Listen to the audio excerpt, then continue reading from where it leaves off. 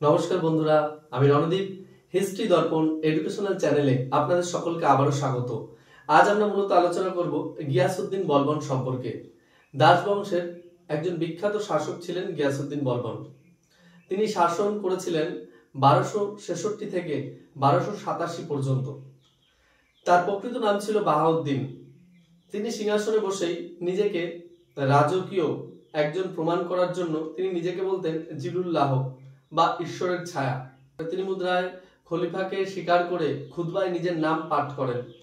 শুধু তাই না, তিনি পারস্যের আফরাসিয়াবের বংশধর বলে নিজেকে দাবি করতেন। তিনি ইরানীয় আদব কায়দা তার দরবারে চালু করেন। তিনি দরবারে হাসা, অপ্রয়োজনীয় কথা বলা এবং মদ্যপান নিষিদ্ধ করেন। তিনি ইরানীয় আদব কায়দা অনুসারে সিজদা এবং পাইবস নীতি চালু করেন। সিজদা অর্থাৎ সম্রাটের সামনে নতজানু হয়ে প্রণাম এবং পাইবক্স সম্রাটের পদচুম্বন করা, এই দুটি প্রথা তিনি চালু করেন। শুধু তাই নয়, গিয়াসউদ্দিন বলবন রক্ত ও লৌহ নীতি চালু করেন। তিনি সামরিক বিভাগের জন্য দেওয়ানি আর্জ নামে একটি বিভাগ চালু করেন। গিয়াসউদ্দিন বলবন মেওয়াটি দস্যুদের দমন করে গোপালগিরি একটি দুর্গ স্থাপন করেছিলেন। এই অঞ্চলটি ছিল দিল্লির পার্শ্ববর্তী অঞ্চল। সেখানে দুর্গ স্থাপন করে সেখানে আফগান সৈনিকদের নিয়োগ করেন।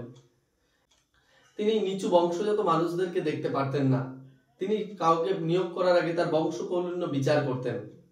শুধু তাই না, গিয়াসউদ্দিন বলবনের আরেকটা গুরুত্বপূর্ণ জিনিস বলি, যেটা হলো গিয়াসউদ্দিন বলবন তার পুত্রদের সবসময় বলতেন যে দিল্লির শাসক যেই থাকুক না কেন তাকে সবসময় মেনে চলবে।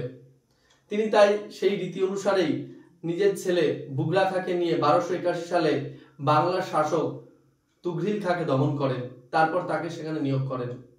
এছাড়াও তিনি 1285 সালে মোহাম্মদ খাঁকেও নিয়োগ করেছিলেন, কিন্তু মোহাম্মদ খাঁ যুদ্ধক্ষেত্রে প্রাণ হারান।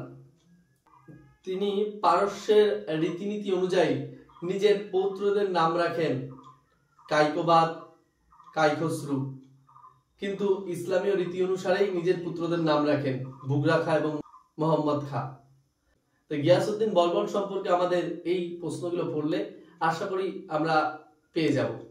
এজন্য বলছি যে গিয়াসউদ্দিন বলবন সম্পর্কে এগারোটা প্রশ্নই তোমরা পড়ো। আর তুমি যদি চ্যানেলে নতুন হয়ে থাকো অবশ্যই চ্যানেলটিকে সাবস্ক্রাইব করে নোটিফিকেশন অন করে রাখবে। ধন্যবাদ।